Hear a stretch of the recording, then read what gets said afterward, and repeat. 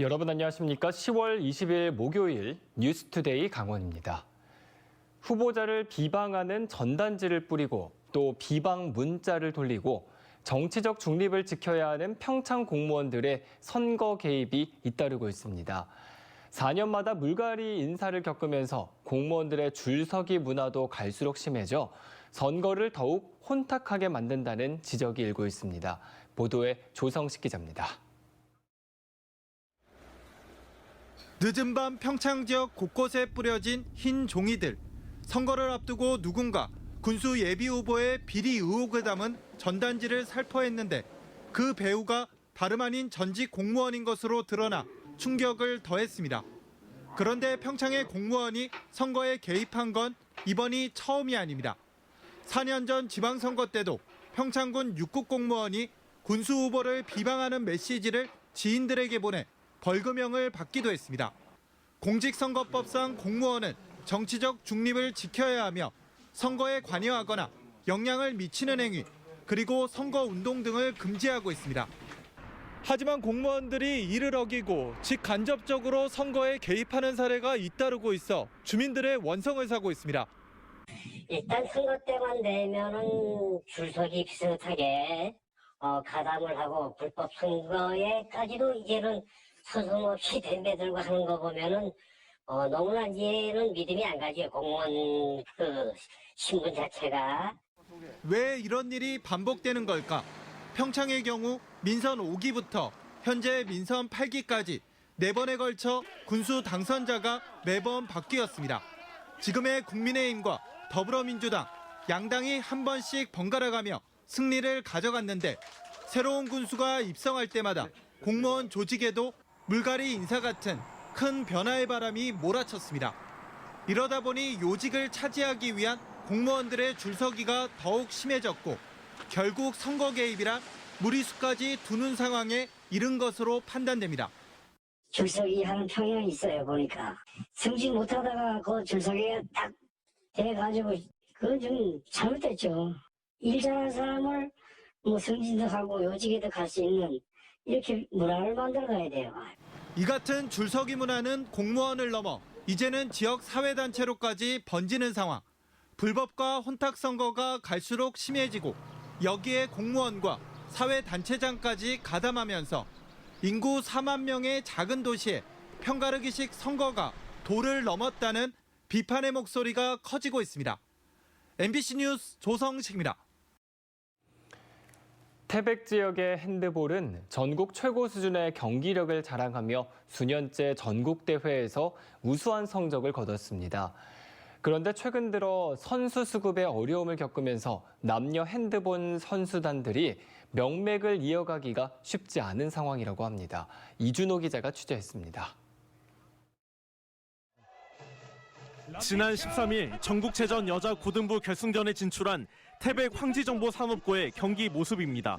선수들이 거의 교체 없이 1시간 10분을 계속 뛰어다닙니다. 상대팀이 12명으로 팀을 꾸린 데 반해 황지정보산업고 선수단은 8명이라 교체 선수가 고작 1명뿐입니다. 이렇게 각종 대회에 출전한 지가 벌써 5년째입니다. 지금은 8명이라고 되어 있지만 실질적으로 1년 동안은 7명으로 경기를 치렀어요. 그러다 보니 부상을 당해서 나오면 그냥 한 명 없이. 황지정보산업고에 선수를 올려보내는 세연중 상황도 크게 다르지 않습니다. 현재 정원은 10명뿐인데 내년엔 9명으로 더 줄어들 전망입니다. 대회를 출전할 때마다 선수들의 체력적인 부담이 클 수밖에 없습니다. 교체는 별로 잘 안 이루어지고 있고 그냥 한 사람이 계속 경기를 많이 하다 보니까 체력적으로 부담되는 것 같아요. 남자 중고교팀은 더욱 심각합니다. 태백 기계공고 핸드볼팀 정원은 고작 4명입니다. 일부 선수들이 국가대표팀에 차출되면 이번처럼 2명이서 훈련해야 합니다. 대회에 나가야 할 때는 선수가 아닌 학생들까지 불러야 하는 상황입니다. 4명 있을 때 대회를 못 나가고 일반 학생들이 없는 이제 핸드볼 못하는 애들도 가르쳐서 나갔거든요, 그냥. 태백중학교는 전체 정원이 8명인데 현재 3학년 학생 7명이 내년에 빠져나가면 정원이 미달될 가능성이 높습니다. 그나마 팀 구성에 여유가 있는 건 오직 황지초등학교 핸드볼팀 한 곳뿐입니다. 핸들볼 팀이 있는 태백 지역 전체 학교 5곳 가운데 4곳이 최소 인원을 가까스로 맞추거나 미달된 상태인데 앞으로가 더 문제입니다. 태백시 인구가 10년 새 20%가량 줄고 학생 연령층은 40% 넘는 감소폭을 보이면서 앞으로는 초등학교를 포함한 모든 팀의 선수 수급이 더욱 쉽지 않을 거란 전망입니다. 전문가들은 태백의 핸드볼 명맥이 끊기지 않게 하려면 장학금과 같은 유인책을 늘려서 초등학교 때부터 많은 선수를 육성해야 한다고 조언합니다. 운동을 잘 안 하려고 하는 추세고 또 초등학교에서 이제 잘 받쳐줘야 이제 중고등학교가 다 사는 거거든요. 지금 이게 핸드볼이 인기 종목이 아니다 보니까 어려움이 많죠. 뭐. 태백시를 대표하는 핸드볼이 선수 수급에 갈수록 어려움을 느끼며 명맥이 끊길 위기에 놓였습니다. MBC 뉴스 이준호입니다. 운전을 할 때 봄내콜이라고 적힌 차량 많이들 보셨을 겁니다. 거동이 불편한 장애인들이 사용하는 춘천시의 특별 교통수단인데요. 그런데 휠체어를 사용하는 장애인들이 봄내콜 운영이 잘못됐다며 거리로 나왔습니다. 어찌 된 사정인지 이승현 기자가 들어봤습니다. 5살 때 겪은 사고로 휠체어에 몸을 의지하게 된 지체장애인 이상준 씨. 출근 때마다 이용하는 봄내콜 택시를 불렀습니다. 봄내콜 택시는 교통약자를 위한 특별 교통수단인데 휠체어를 실을 수 있고 기본 요금도 4km에 1,100원으로 저렴합니다.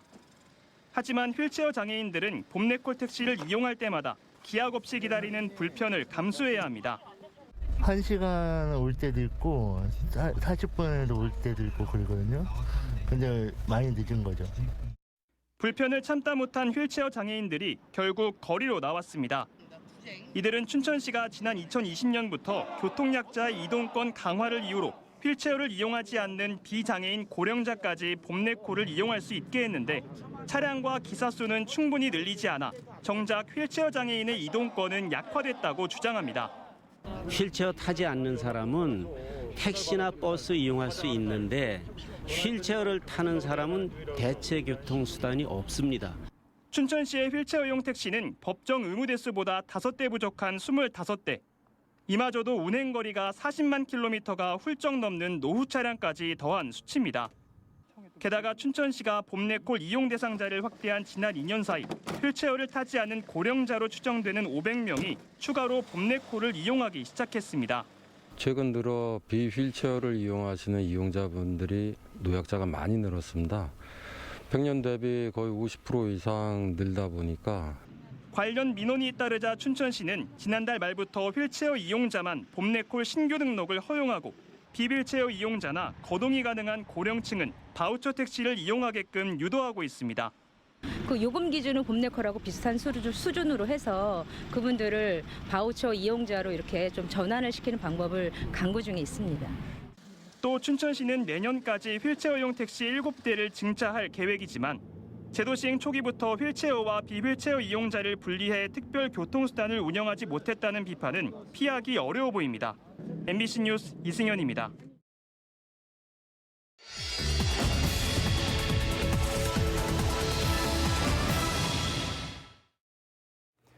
요즘 춘천시 산하기관장 인사청문회 도입을 놓고 찬반 논란이 계속되고 있습니다.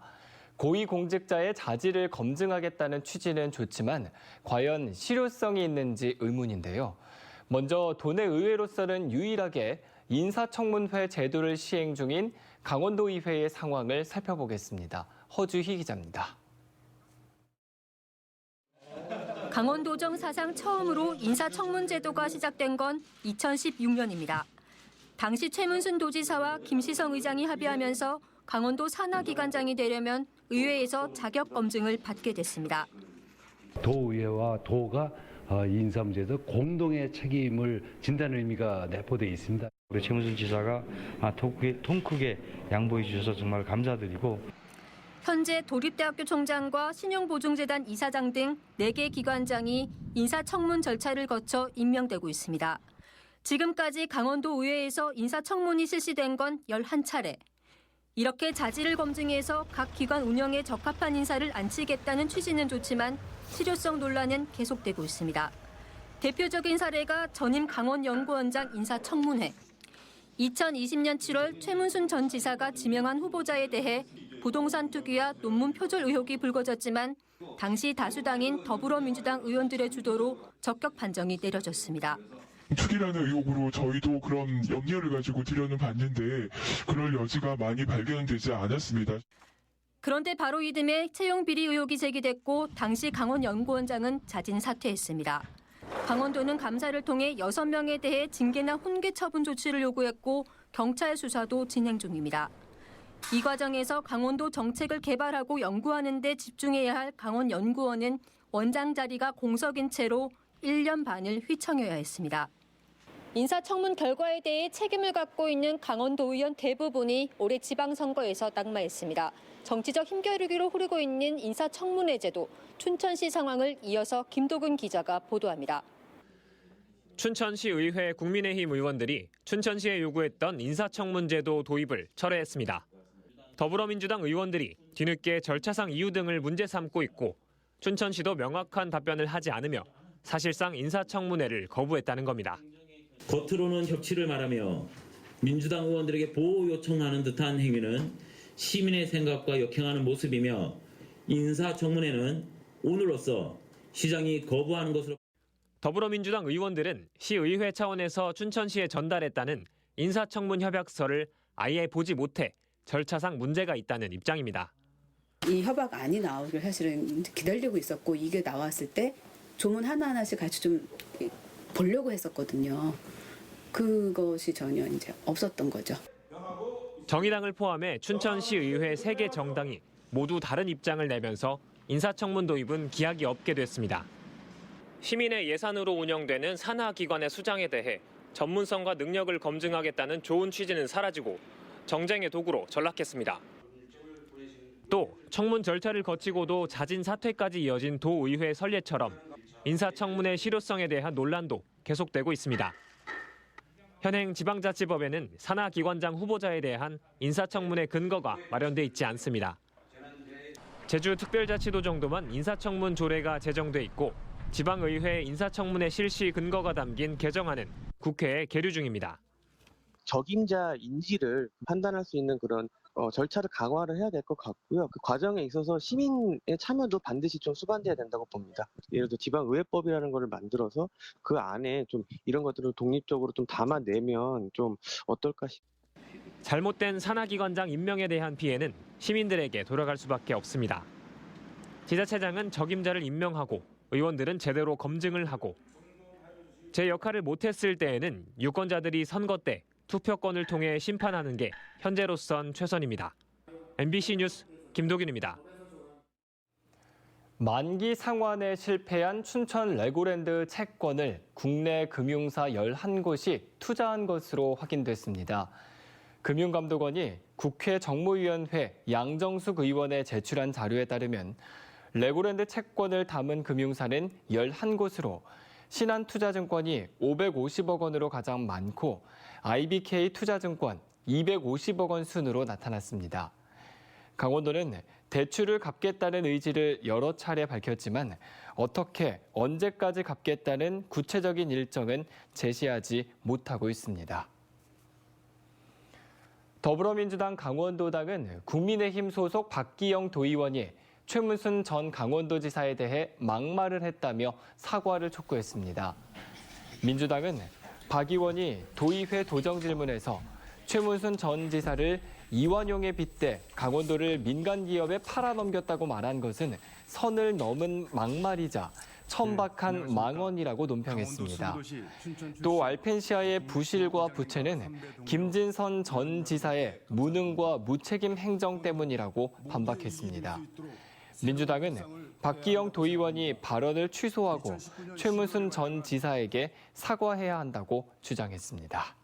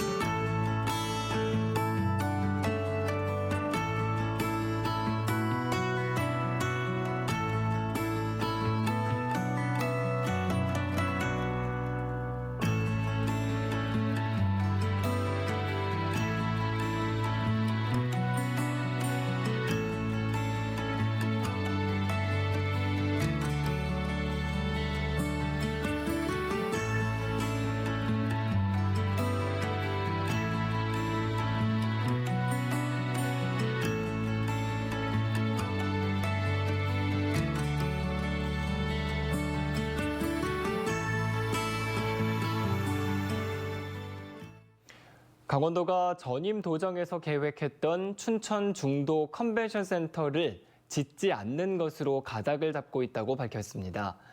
강원도는 강원도의회 도정 질문에서 컨벤션 센터 건립 계획이 있냐는 질의가 나오자 실무진들이 검토한 결과 컨벤션 센터 건립 계획을 백지화하는 게 타당하다는 의견을 모았고 곧 집행부에 보고할 계획이라고 답했습니다. 전임 도정에서 강원도는 1,490억 원의 예산을 들여 지상 3층 규모의 춘천 중도 컨벤션 센터 건립을 추진했지만 사업성 부족과 예산 낭비 지적이 제기돼 왔습니다. 강원도 농업기술원 옥수수연구소는 오는 21일까지 원주와 홍천, 영월에서 생산한 찰옥수수와 팝콘 옥수수 등 자체 개발한 6개 품종 154톤의 종자를 수매합니다. 수매된 종자는 종자 검사를 거쳐 최종 합격한 보증 종자 물량을 확정하고 종자 소독과 포장 작업을 거친 뒤 12월부터 옥수수 종자 신청을 받아 내년에는 재배 농가에 공급할 계획입니다.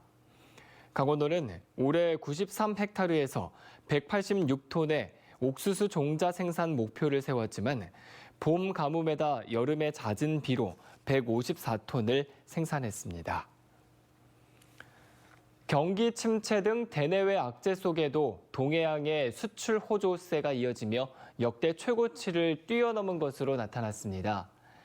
동해시 북방물류산업진흥원에 따르면 올해 3분기 9월까지 동해항을 통한 수출액은 6억 231만 달러로 역대 최고였던 2014년 6억 6만 달러를 뛰어넘었고 지난해 3분기보다는 58.7%가 늘었습니다.